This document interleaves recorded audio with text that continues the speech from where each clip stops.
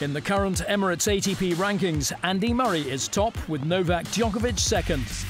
Switzerland's Stan Wawrinka is third, and in fourth, it's Roger Federer. Just behind lies Japan's Kei Nishikori in fifth, who's ahead of Canada's Milos Raonic. In seventh, it's Spanish legend Rafael Nadal, with Croatia's Marin Cilic completing the top eight.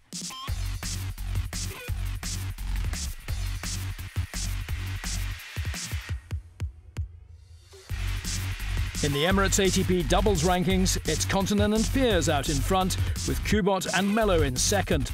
The Bryan brothers are in third. Ram and Klaasen are below them in fourth, with Murray and Suarez in fifth.